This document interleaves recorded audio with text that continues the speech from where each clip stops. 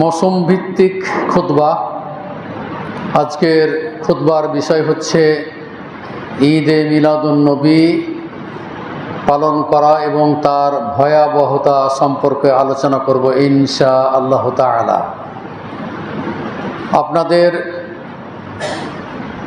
সামনে কয়েকটি আয়াত পাঠ করেছি এবং রাসূলুল্লাহ সাল্লাল্লাহু আলাইহি ওয়াসাল্লামের বাণী হতে হাদিস পাঠ করেছি। সূরা কাহাফের 103 এবং 4 নম্বর আয়াত, সূরা হাসরের 7 নম্বর আয়াত, সূরা মুহাম্মাদের 33 নম্বর আয়াত, সূরা আল ইমরানের 31 নম্বর আয়াত এবং রাসূলুল্লাহ সাল্লাল্লাহু আলাইহি ওয়াসাল্লামের বাণী হতে বুখারী বর্ণিত হাদিস 26, 97 নম্বর হাদিস, 50, 63 নম্বর হাদিস, এরপরে মুসলিমের 867 নম্বর হাদিস, দারিমির 98 নম্বর হাদিস এবং নাসাইয়ের 1578 নম্বর হাদিস। এইভাবে আজকের এই বিষয়টিকে বেশ কয়েকটি হাদিস এবং কোরআন আয়াত দিয়ে সাজিয়েছি। ইনশাআল্লাহ আপনাদের সামনে পূর্ব ঈদে মিলাদুন্নবী এবং বর্তমান যুগে মিলাদুন্নবীর যে প্রচলন চলছে সেই বিষয়ে আলোচনা করব ইনশাআল্লাহ তাআলা। আপনারা জানেন যে পূর্ব কথা মিলাদুন্নবী, মিলাদ শব্দ হলো জন্মকাল, জন্ম মুহূর্তকে বলা হয় মিলাদ, আর মিলাদুন্নবী হলো নবী করিম সাল্লাল্লাহু আলাইহি ওয়াসাল্লামের জন্মকাল বা জন্ম মুহূর্তকে বলা হয় মিলাদুন্নবী। এটির আবির্ভাব হয়েছে রাসূলুল্লাহ সাল্লাল্লাহু আলাইহি ওয়াসাল্লামের জন্মের 593 মতান্তরে 625 হিজরিতে, কি মানে 615 বছর পরে এটির আবির্ভাব ঘটেছে। সেই যুগের মিশরের সুলতান, ক্রুসেড বিজেতা সালাহুদ্দিন আইয়ুবী কর্তৃক নিযুক্ত ইরাকের এরবল এলাকার গভর্নর মুজাফফরউদ্দিন কুকুবুরীকে তিনি নিযুক্ত করেছিলেন এবং এই মুজাফফর তিনি এই মিলাদুন্নবী সর্বপ্রথম তিনি উদযাপন করেছিলেন গান বাজনার মাধ্যমে। এমনকি তিনি নিজেও নেচেছিলেন, সেই গানে অংশগ্রহণ করেছিলেন। আলম সমাজের মধ্যে সর্বপ্রথম যিনি এগিয়ে এসেছিলেন তিনি হচ্ছেন ওমর ইবনু দেহিয়া। সর্বপ্রথম তিনি বেশ কিছু জাল জয়ীব হাদিসকে একত্রিত করে মিলাদুন্নবী উদযাপন করা যাবে মর্মে একটি বই লিখেছিলেন এবং তখনকার গভর্নর তাকে 1000 স্বর্ণ মুদ্রা বকশিশ দিয়েছিলেন। এই সব ঘটনা তারিখ বিদায়া আর নেহায়া এই 13 নম্বর খণ্ডের 178 নম্বর পৃষ্ঠাতে এই ঘটনাগুলি উল্লেখ করেছেন। আল্লামা ইবনু কাসিরের বই 16 খণ্ডের বইটি আমার কাছে আছে, তো সেই বইয়ে এই ইতিহাসগুলি তুলে ধরেছেন। এবং রাসূলুল্লাহ সাল্লাল্লাহু আলাইহি ওয়াসাল্লামের যুগ পার হয়ে গেছে, সাহাবাদের কুরুনুল মুফাদ্দালা উত্তম যুগ অতিবাহিত হয়েছে, তাবিঈনদের উত্তম যুগ অতিবাহিত হয়েছে, তাবিঈনদের উত্তম যুগ অতিবাহিত হয়েছে। পরবর্তীতে যারা হাদিস সংকলনকারী ইমাম বুখারী, মুসলিম, আবু দাউদ, নাসাই, তিরমিজি, ইবনে মাজাহ যে সমস্ত আইম্মায়ে কেরাম হাদিস সংকলন করেছিলেন তাদেরও যুগ পার হয়ে গিয়েছে এবং 4 মাযহাবের ইমামগণ আবু হানিফা, ইমাম মালিক, আহমদ বিন হাম্বল, ইমাম শাফিঈ রাহিমাহুমুল্লাহ তাআলা তাদেরও যুগ পার হয়ে গেছে। তাদের যুগে এই মিলাদুন্নবী নামে কোনো মিলাদ ছিল না। তাহলে এই মিলাদ তখন এইভাবেই উদযাপন করেছিল। বর্তমানে বিশেষ করে দক্ষিণ এশিয়াতে আমাদের দেশে এই মিলাদুন নবী জোরে সোরে উদযাপন করা হচ্ছে এবং বাড়িঘরে আলোকসজ্জা করা হচ্ছে, রাস্তাঘাটে আলোকসজ্জা করা হচ্ছে, এরপরে রাস্তাঘাটে ব্যানার, ফেস্টুন, অন্যান্য ওয়াজ মাহফিলের জায়গা করা হচ্ছে, আলোচনা সভা হচ্ছে, র্যালি হচ্ছে। এগুলো আমাদের দেশে মিলাদুন নবী এইভাবে উদযাপন করছে এবং সেখানে একটি মাজলিস করা হয়, সেটাকে বলে ইহতেফাল বি মাউলিদিন নবী।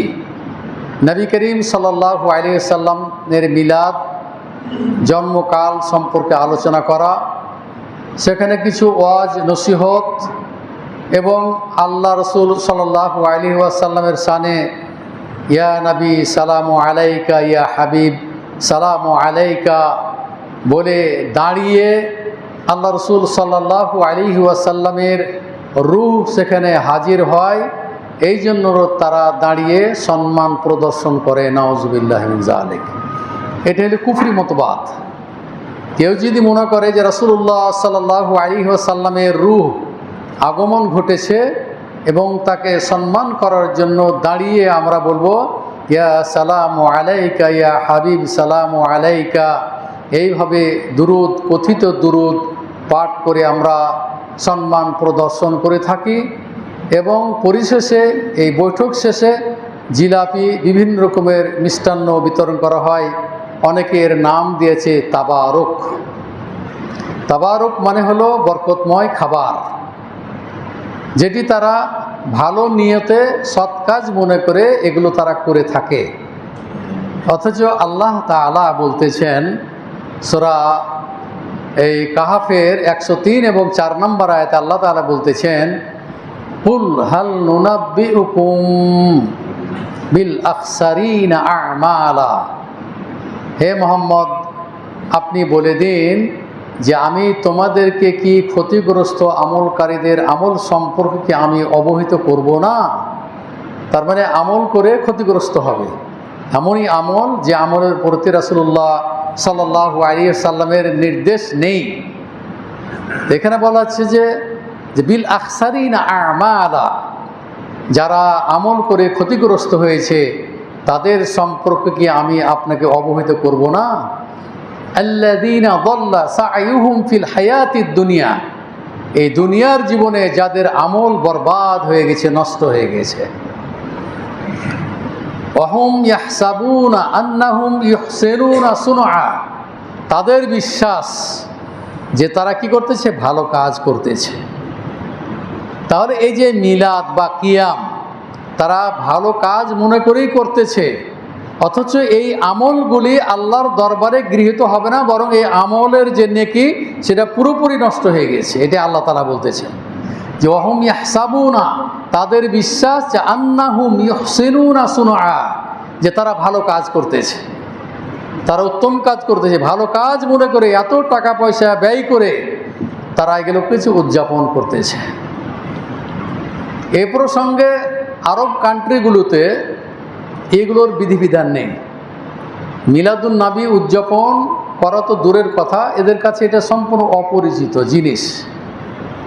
শেখ বিন বাজ, যিনি গ্রান্ট মুফতি সৌদি আরবের, তাকে প্রশ্ন করা হয়েছিল মিলাদুন নবী উদযাপন করা সম্পর্কে। তিনি বলতেছেন যে লা ইয়াজুজুল ইহতিফালু বিমাউলিদির রাসূল সাল্লাল্লাহু আলাইহি সাল্লাম ওয়ালা গায়রিহি লিআন্না যালিকা মিনাল বিদআতিল মুহদাসা ফিদ-দীন লিআন্না আর-রাসূল লাম ইয়াফআলহু ওয়ালা খুলাফাউহু আর-রাশিদুন মিনাস সাহাবাতি ওয়া গায়রুহুম মিনাস সাহাবা লাম ইয়াফআলুহু, তারাও করে না। ওয়ালা তাবিউনা লাহুম বিইহসানিন ফিল কুরুনিল মুফাদ্দালা। শেখ বিন বাজের ফতোয়ার বই আছে অনেক কটি খণ্ড, তার মধ্যে প্রথম খণ্ডর 178 পৃষ্ঠায় এই যে আরবিটা আমি পড়লাম, জবাবটা দিয়েছে যে মিলাদুন নবী উদযাপন করা যাবে কি যাবে না। তিনি বলতেছেন যে লা ইয়াজুজুল ইহতিফাল বিমাউলিদির রাসূল, রাসূলুল্লাহ সাল্লাল্লাহু আলাইহি সাল্লামের মিলাদ উদযাপন করা জায়েজ নয়। শুধু রাসূলের নয়, ওয়ালা গাইরিহি, রাসূল ছাড়াও অন্য অন্যদের জন্মকাল বা জন্ম এই উদযাপন করা এটি সম্পূর্ণ শরীয়তের বিরোধী কাজ, সুতরাং এটি জায়েজ নয়। লিআন্না যালিকা মিনাল বিদাইল মুহাদ্দাসা ফিদ্দীন, কারণ ধর্মের মধ্যে এটি একটি নতুন বিদআত, ধর্মের মধ্যে এটি একটি নতুন বিদআত। কেন? যে লিআন্না রাসূল সাল্লাল্লাহু আলাইহি সাল্লাম লাম ইয়াফআলহু, আল্লাহ রাসূল সাল্লাল্লাহু আলাইহি সাল্লাম তার জীবনে তার জন্মোৎসব তিনি পালন করেন নাই। ওয়ালা খুলাফাউহু ওয়া রাশিদুন, এবং 4 খলিফা তারাও এটা উদযাপন করে নাই। ওয়ালা তাবিউন, এবং যারা তাবিঈন তারাও এটা উদযাপন করে নাই। ওয়ালা তাবিউন, তারাও করে নাই। ফিল কুরুনিল মুফাদ্দালা, উত্তম যুগ যেগুলো অতিবাহিত হয়ে গেছে তারাও এটা করেন নাই। ওয়ালা আইম্মাতুল মুসলিমিন, এবং মুসলমানদের যারা আইম্মা, 4 মাযহাবের যারা ইমাম, তারাও এটা উদযাপন করে নাই। সুতরাং এটি দ্বীনের মধ্যে এটি বিদআত। শাইখ ইবনে উসাইমিন রাহিমাহুল্লাহ তাআলা, এরা গ্রান্ট মুফতি, এদের সাথে আমার সাক্ষাৎ হয়েছে আলহামদুলিল্লাহ। শাইখ বিন বাজের অফিসে গিয়েছিলাম রিয়াদে, তার সাথেও দেখা হয়েছে, 2 চোখের অন্ধ। আল্লাহ যে কত এলেম তাকে দিয়েছে, কত জ্ঞানের ভান্ডার আল্লাহ তাআলা তাকে দান করেছিলেন। তিনি তো মদিনা বিশ্ববিদ্যালয়ের তিনি শিক্ষক ছিলেন, এরপরে তিনি অন্ধ হয়ে গেছিলেন। অন্ধ হওয়ার পরে তিনি ফতোয়া বোর্ডের গ্রান্ট মুফতি। তো আমরা গিয়েছিলাম তার সাথে সাক্ষাৎ করার জন্য। এত বিনয়ী মানুষ যেটা কল্পনা করা যাবে না। এরপরে ওনার পরে শাইখ ইবনে উসাইমিন, তিনিও গ্রান্ট মুফতি সৌদি আরবের আল কাসিমে, তার সাথে দেখা করতে গিয়েছিলাম। তা আমাকে প্রশ্ন করেছিল যে মা নিসাবুজ যাহাব আল ফিদ্দা, স্বর্ণ এবং চাঁদের নেশাব তুমি বলো। উনি আমাকে প্রশ্ন করেছেন, মনে আছে আমার। তো এই শাইখ ইবনে উসাইমিন রাহিমাহুল্লাহ তাআলাও বলতেছেন যে লিআন্নাল ইহতিফালা লাইসা মা'রুফা আনিস সালাফি সালেহ, বলছে সালফে সালেহ যারা অতীতে যে সমস্ত আইম্মারা অতিবাহিত হয়েছেন তাদের নিকটে এই মিলাদুন নবী অপরিচিত। মিলাদুন নবী এটা অপরিচিত। একই কথা, লিআন্না রাসূল সাল্লাল্লাহু আলাইহি ওয়াসাল্লাম লাম ইয়াফআলহু, আল্লাহ রাসূল এটা উদযাপন করেন নাই। 4 জন বিশিষ্ট সাহাবী তারাও করেন নাই, খোলাফায়ে আরবা তারাও করেন নাই। পরবর্তী যুগে এসে এটির প্রচলন ঘটিয়েছে এক ধরনের বিদাতি আলেমেরা। যে বিদাতি আলেমের কথা বললাম, তিনি হচ্ছেন ওমর ইবনে দাহিয়া। তিনি সর্বপ্রথম জাল জৈব হাদিস দিয়ে এই মিলাদের প্রচলন ঘটিয়েছিলেন, এবং এটা এখনো চলতেছে আমাদের বাংলাদেশে, ব্যাপক হারে চলতেছে। এই সামনে সম্ভবত সোমবারের দিনই হবে, 12 তারিখ, সেদিনই উদযাপন হবে, এবং রাষ্ট্রীয়ভাবে এটাকে ছুটি ঘোষণা করা হয়েছে। তাহলে আমরা কোথায় আছি? আমাদের দেশটা আসলে ফকির মার্কা দেশ, পীর ফকিরের দেশ। মাজারে না গেলে ভোটে কৃতকার্য হতে পারবে না। প্রত্যেকটা দল, প্রত্যেকটা পার্টি মাজারে যাবেই। শুধু একটা পার্টিকে দেখেছি যে ওরা যায় না, বাকিরা কিন্তু দেখি যে মাজারে যাবে। শাহ পরান, শাহ মাকদুম, আরও অন্য অন্য মাজারে, ওই যে যেগুলো সিলেটে আছে, সেখানে গিয়ে সর্বপ্রথম ভোটের যে প্রচার শুরু করবে ওই মাজার দিয়ে শুরু করবে, ওই পীর ফকির দিয়ে শুরু করবে। তো এই হলো আকিদার মুসলমান আমরা এই বাংলাদেশে বসবাস করছি। আল্লাহর পরে বিশ্বাস নেই এদের, এরা পীরদের উপর বিশ্বাস রাখে। হচ্ছে আল্লাহ তাআলা, আল্লাহ রাসূল বলছেন যে সালতা ফাসআলিল্লাহ, তুমি যা চাইবে তুমি আল্লাহর নিকট চাইবে। জাস্তাআনতা ফাস্তাইন বিল্লাহ, তুমি কোনো সহযোগিতা চাইলে আল্লাহর কাছে সহযোগিতা চাইতে হবে। পীরের কাছে কেন, ফকিরের কাছে কেন? ফকির মার্কা লোক আছে ধরে এইসব এলাকাতে বাস করে, আপনারা জানেন না। এরা কবরে গিয়ে গান বাজনা করে, এরা সাদা ধুতি পোশাক পরে আর গান বাজনা করে কবরে গিয়ে।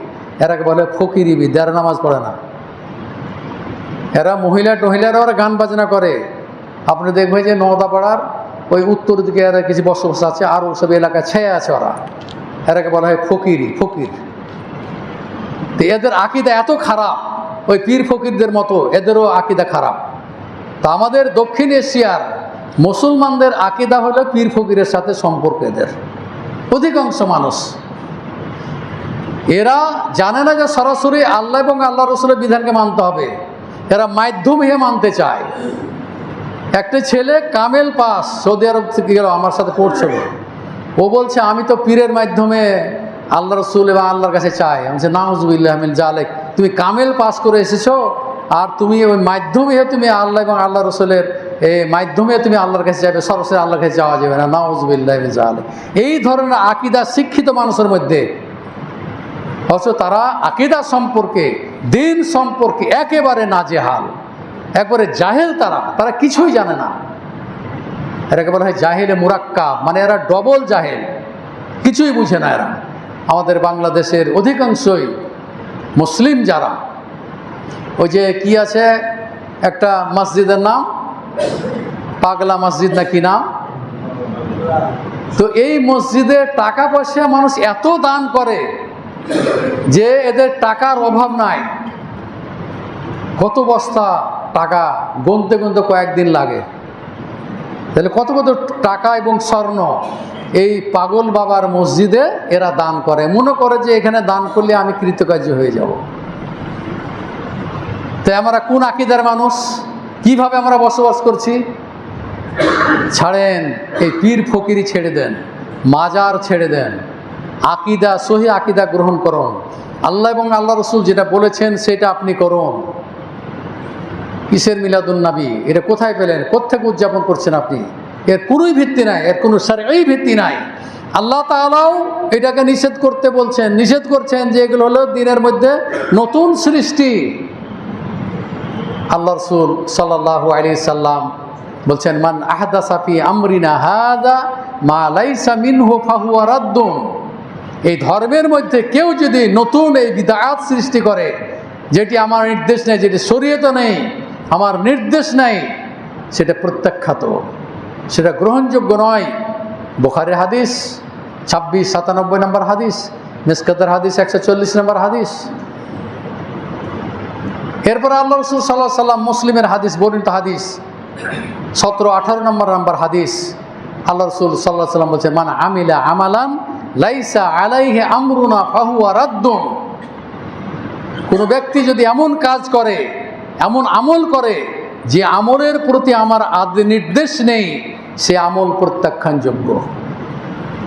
অথচ আপনি এমন একটি আমল করতেছেন, মিলাদ করতেছেন, কিয়াম করতেছেন, তাবারক বিতরণ করতেছেন, আলোকসজ্জা করতেছেন, ব্যাপক হারে আপনি ব্যয় করতেছেন, বরকতমূলক আপনি সৎ কাজ করতেছেন, অথচ আল্লাহ রসুলের নির্দেশ নেই। এটাই বলছে যে মান আমিলা আমালান, এমন আমল করছেন যে আমলের প্রতি আল্লাহ রসুলের নির্দেশ নেই, সেটা প্রত্যাখ্যাত, সেটা প্রত্যাখ্যানযোগ্য, সেটা গ্রহণীয় নয়, সেটি বর্জনীয়। কোনো কাজে আসবে না। কোনো আমল করে নেকি তো দূরের কথা, পাপ হবে। মিলাদুন নবী উদযাপন করলে নেকি তো দূরের কথা, পাপ হবে আল্লাহ রসুলের ভাষায়। আল্লাহ রসুল সাল্লাল্লাহু আলাইহি সাল্লাম বলছেন, মুসলিমের হাদিস 867 নম্বর হাদিস। আল্লাহ রসুল বলছেন, আম্মা বা'দ, যেটা খুতবাতে ইমামরা করে থাকেন, আম্মা বা'দ ফাইন্না খাইরাল হাদিসি কিতাবুল্লাহ ওয়া খাইরাল হাদি হাদি মুহাম্মদ ওয়া শাররাল উমুরি মুহদাসাতুহা ওয়া কুল্লু বিদআতিন দালালাহ ওয়া ফি রিওয়ায়াতিন নাসাই ওয়া কুল্লু দালালাতিন ফিন্নার। আল্লাহ রসুল সাল্লাল্লাহু আলাইহি সাল্লাম বলছেন, আম্মা বা'দ, অতঃপর, হাম সানার পরে, ফাইন্না খাইরাল হাদিসি কিতাবুল্লাহ, সর্বোত্তম বাণী হচ্ছে আল্লাহ তাআলার বাণী,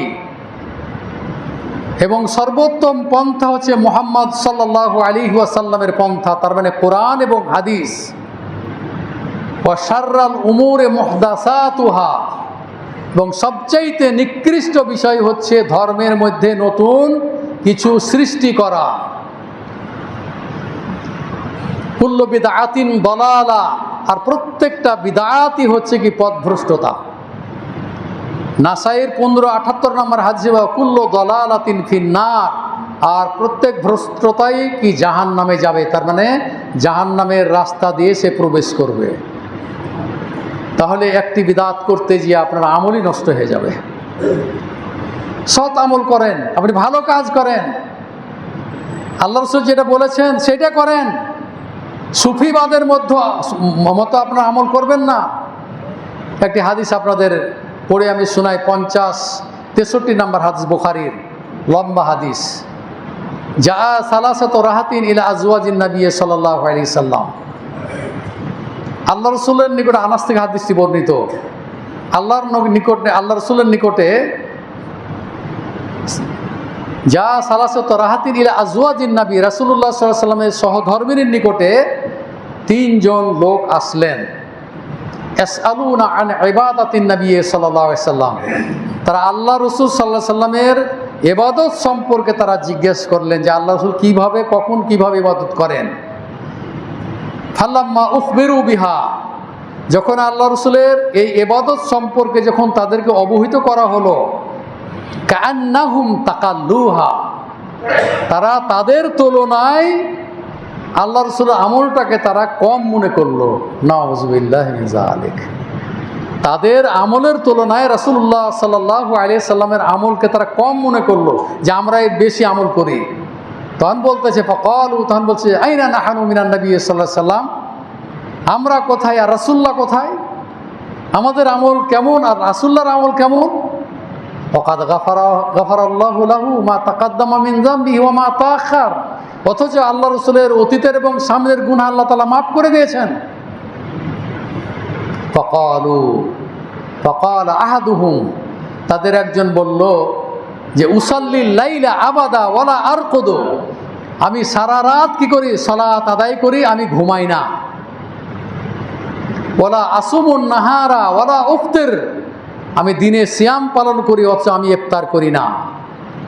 ওয়াকাল আল আখার, তৃতীয় জন বলল যে আনা আতাজিলুন নিসা ওয়ালা আতাজাওয়াজ, বলছে আমি নারীদের থেকে সম্পূর্ণ আলাদা থাকি, আমি নারীদেরকে বিবাহ করব না। এই 3 ব্যক্তি 3 রকমের আমলের কথা তারা উল্লেখ করলেন। ফাজা ইলাইহিন নবী সাল্লাল্লাহু আলাইহি ওয়াসাল্লাম, এমত অবস্থায় রাসূলুল্লাহ সাল্লাল্লাহু আলাইহি ওয়াসাল্লাম তখন চলে আসলেন। তিনি বলছেন ফাকাল আনতুমুল লাযিনা কুলতুম কাযা ওয়া কাযা, আরে তোমরা নাকি এই ধরনের কথা বলেছো। আমা আল্লাহি ইন্নী লা আখশাকুম লাহু লিল্লাহি ওয়া আতকাকুম লাহু, তোমরা জেনে রাখো তোমাদের চেয়ে আল্লাহকে আমি বেশি ভয় করি, আল্লাহকে আমি বেশি মেনে চলি। ফামান, ও বলেছে আনা উসাল্লি ওয়া আরকুদু, আমি সালাতও আদায় করি এবং ঘুমাই। সালাত আদায় করাটাও সুন্নাত, ঘুমানোটাও সুন্নাত। বলছে ওয়া উসাল্লি ওয়ালা আরকুদ, আমি রাত্রে উঠে সালাত আদায় করি এবং ঘুমাই।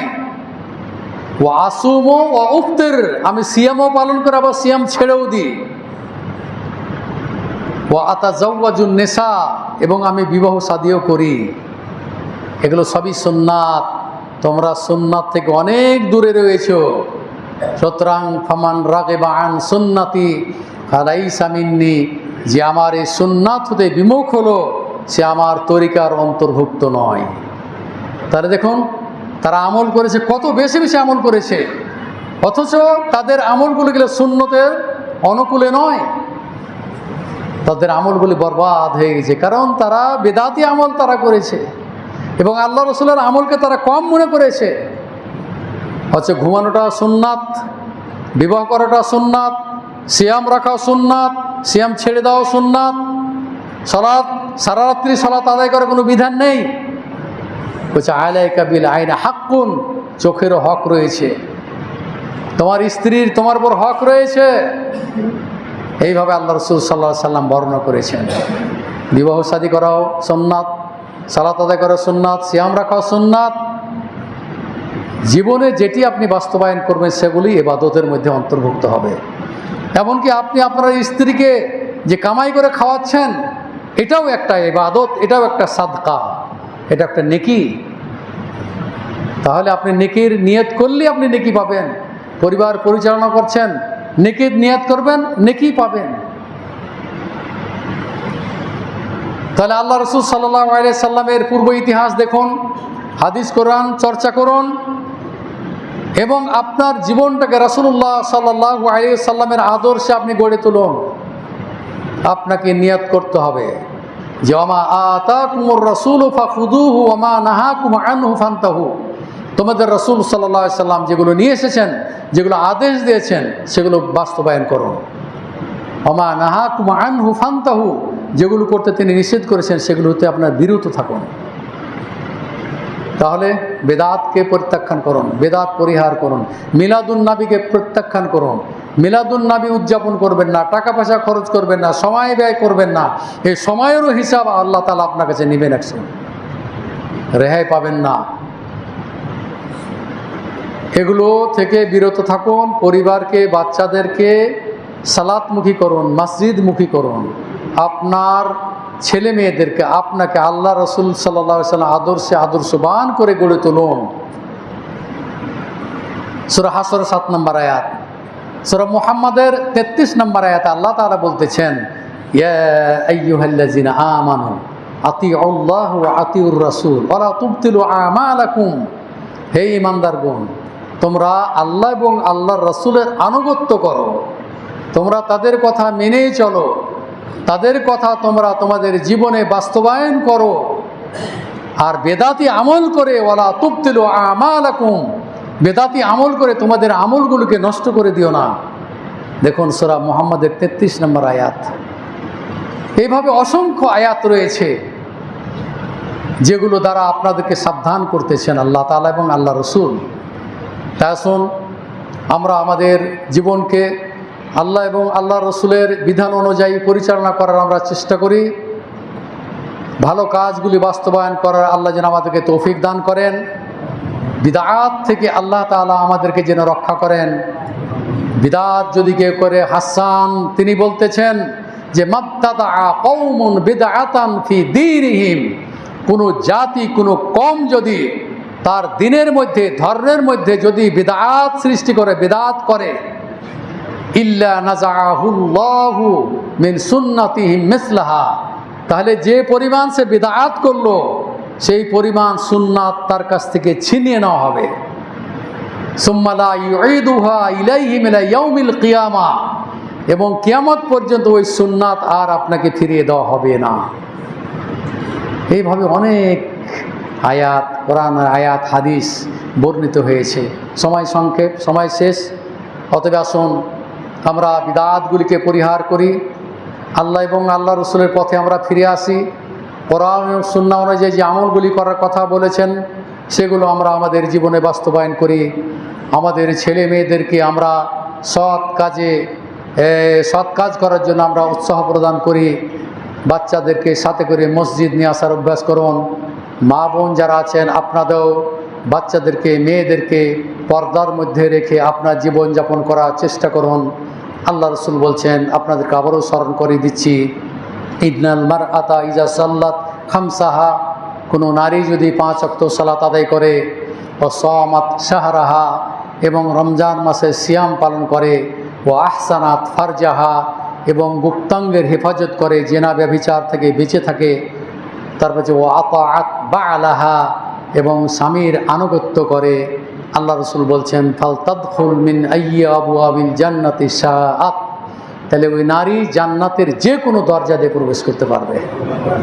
মা বোন, আপনাদের জন্য সুসংবাদ, স্বামীর আনুগত্য করুন, স্বামীর কথা মেনে চলুন। স্বামী যারা আছেন স্ত্রীদেরকেও মর্যাদা দিন, তাদেরকে কোনো ক্রমে গালিগালাজ করবেন না, তাদেরকে প্রহার করবেন না। সংসারটাকে সুখময় করুন, পরিবেশ ভালো করুন, বাচ্চাদের সাথে ভালো ব্যবহার করুন, কটু কথা না বলে, গালিগালাজ না করে সুন্দরভাবে তাদেরকে আদব শিক্ষা দিন। আপনার পরিবার ইনশাআল্লাহ একটি আদর্শ পরিবার হিসাবে গড়ে উঠবে বিইজনিল্লাহি তাআলা। দোয়া করি আমাদের অসুস্থ ভাইদের জন্য। হে আল্লাহ, যে সমস্ত ভাইরা অসুস্থ আছে আল্লাহ তুমি তাদেরকে সুস্থতা দান করো।